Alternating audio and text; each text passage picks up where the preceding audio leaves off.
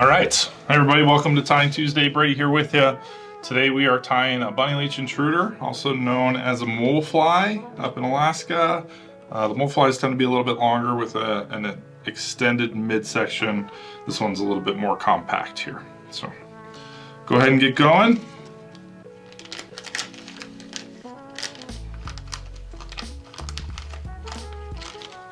We are starting out today with a nice intruder hook from Ahrex. This is their HR 482 trailer hook. It's got a micro barb on there. We'll go ahead and pinch that bad boy. Take care of our trout. And then give it a nice snug.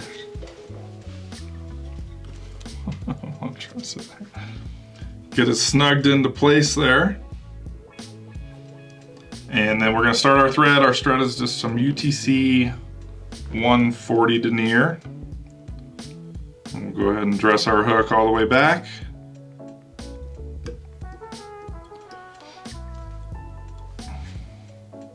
It's a fairly simple fly to tie overall. Definitely a fun one to fish. So I'm going to go back past where that barb is just a little bit, down the bend, and back up a couple wraps to keep it in place. First material we're going to tie in is the rabbits. Primary material for this fly, I have some Wapsi barred rabbit here in olive. Great color option.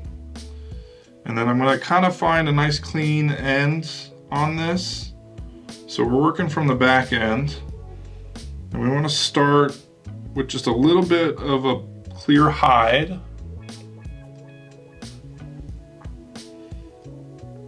But we want it to be nice and full right thereafter.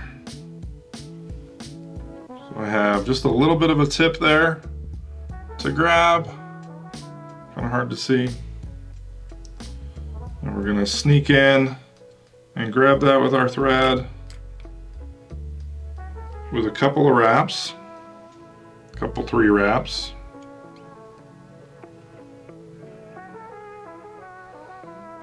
Nice and snug. Then we'll pull that hide rearward and wrap our thread up underneath it, jump around it and work forward, get it out of the way here. And then I will half hitch it a couple times. We're going to bring that rabbit hide forward.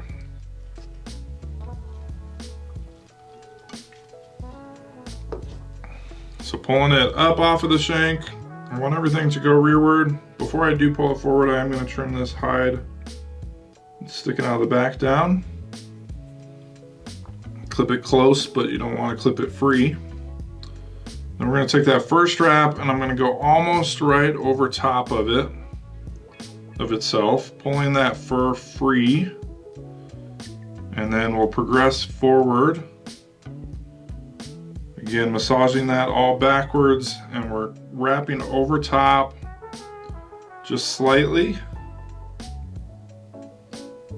Each wrap covering up a third to a half of the previous. Making sure all that hair comes free again. Sort of working it rearward as we go. All the way up to the eye of the hook here.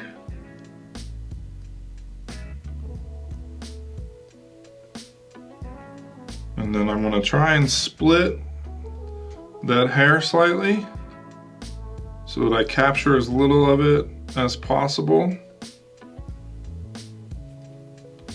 And wrap it on down or secure it in place.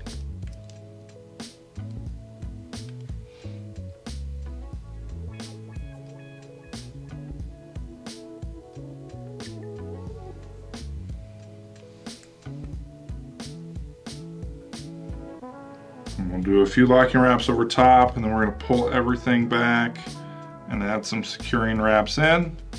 Then we can trim out the extra rabbit hide here. And we're going to make a little bit of a thread head.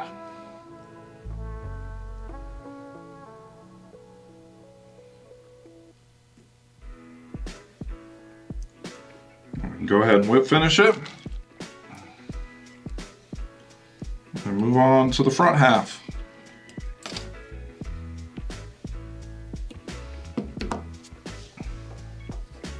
Hit it with a little Zap-A-Gap.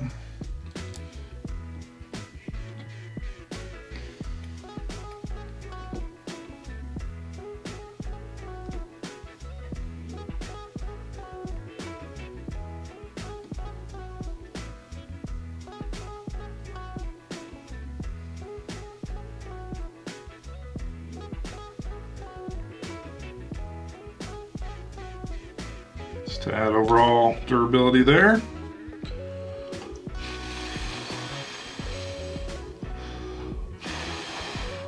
Probably going to get a lot of its shape once it gets wet, but you can always sometimes I'll take a little bit of dubbing wax, just a real light dubbing wax, and sort of shape it and help to kind of give it its position. So we'll leave that one hanging here just for a second. Get our front hook in the vise. I'm using a Firehole 839. I like to size up the front hook compared to the trailer hook. So this is a size 2 with the size 4 trailer hook there. And we gotta add our bead, our cone head. So tungsten code, nice heavy fly.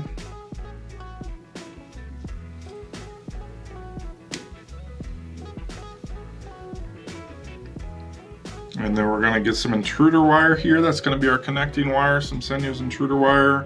I like to just take about 4 inches or so, using some older scissors that I have here to cut this material. Then we're going to pair it up, marry them together.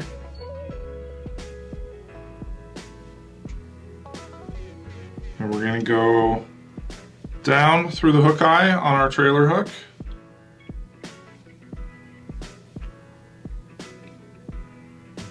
And then we'll go up through the loop that's created, like so, and then snug that down.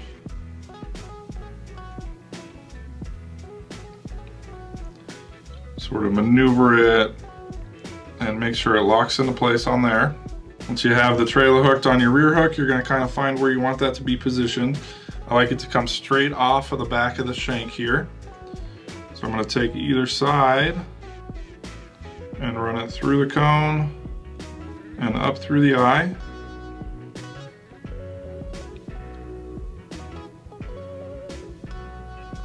This is definitely the hardest part of this fly. Same thing with the other side there. And then we're going to find our length before we bend the wire backward over the top and back through the cone. And then as you move the cone forward, it sort of acts as a temporary holding lockdown piece of material here to keep that in place, just temporarily. It's not going to move too much on you. But before you go too far, make sure you have it positioned how you want it, that hook point up. Everything's in nice order there. So we can come in with our thread right behind the cone, add some locking wraps down.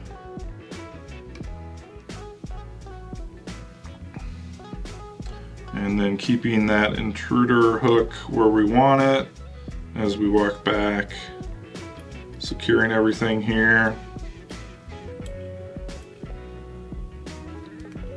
Locking that into place. Want good movement on it.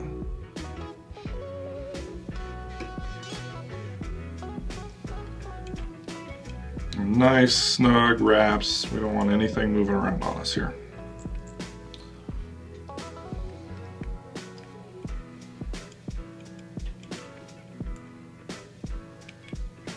Once you're happy with that, we go into the rabbit hide again, and we're doing that same process we did on the back. One more time forward. So we'll take in the back of a rabbit zonker here. Clearing that tying point.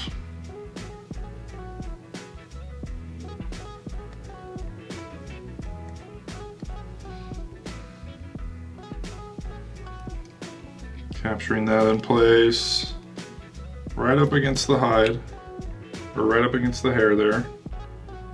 So a couple of locking wraps again. Pull it back, sneak in front, walk on forward, all the way up into the cone. This fly is awesome in a lot of different ways. You can fish it on a regular two-handed rod. Sure, even though I'm a Colorado boy, I'm sure salmon and steelhead would enjoy to take a swat at this fly. It's been a great trout fly for me throughout the fall on a single hand rod, just a streamer rod. I've been fishing it on a 7-weight. Definitely would be good on a 6-weight. You could get it done with a nice fast 5-weight, fast action rod, something with a lot of meat to it. But I think best situation for this is sort of the Trout Spey situation on a Skagit. Nice fun fly to swing as well as strip.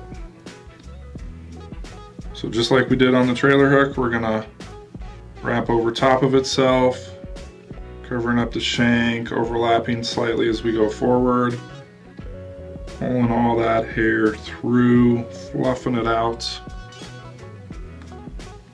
and brushing it rearward at the same time. I want it to be a nice full front end. So if anything, you overlap a little bit more on the front end than you will on the back end. And especially as we get up to the front here, I'm going to be laying down more wraps as we go. Zap a gap down. There we go. So right up next to this cone, I'm going to add in a couple more and get them to sort of sneak into that cone.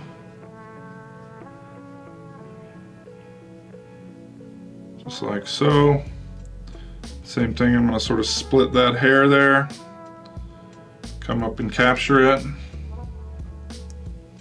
And at this point you can kind of use that thread as well to try and bite that down into the cone. Trim out the excess there.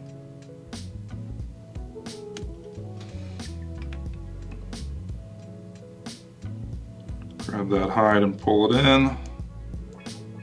It's not going to come undone on us. And I like to brush it out a little bit.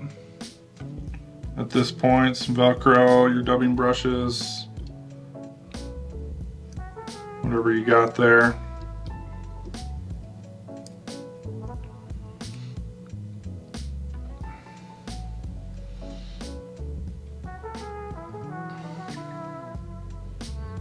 Work it to the right sides of the hook on the back end. Brush out that front end a little bit. Pull everything through.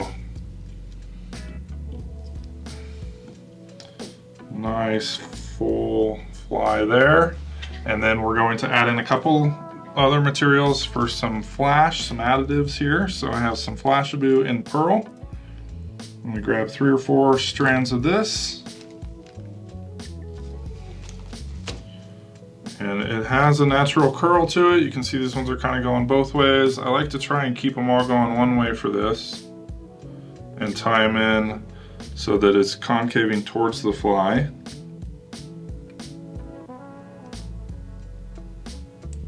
And we can secure that down.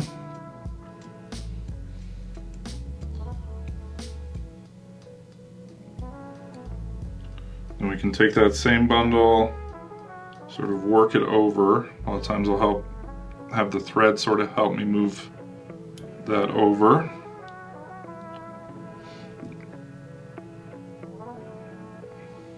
And you want it to flip over on itself again so that it's sort of concaving towards the fly, laying onto the fly. We got one there that didn't want to play. See how it kind of jumps out and away from the fly. So I was trying to avoid. You can even grab that one now and sort of twist it and secure it down, potentially. We're going to add in one more material here just to finish it off, and that's going to be a little bit of Ice Dub Peacock. So for this, I like to take a bundle of it, sort of cart it out a little bit so that they're all or mostly laying alongside each other. We got a nice bundle here that we're going to take and lay right on one side. Grab it with a loose wrap, right up against that bead, that cone. 1, 2, then we'll pull it back and secure it down like so. And that's one side, and then we'll repeat the same thing on the other side here.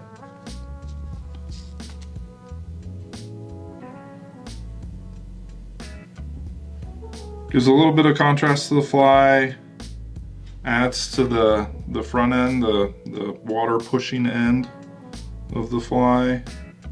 Just a little bit of flash in there, additives. Just finishes it off real nicely here. We can brush some of that out too. It'll pull some of it out, but it'll also just thin it a little bit and get it rearward. Now we're going to whip finish. And that's basically the Bunny Leech Intruder, or the mole fly. But we do also want to clip our front hook here. So you could tie this with a shank if you wanted to do that instead. There's a lot of great shanks out there.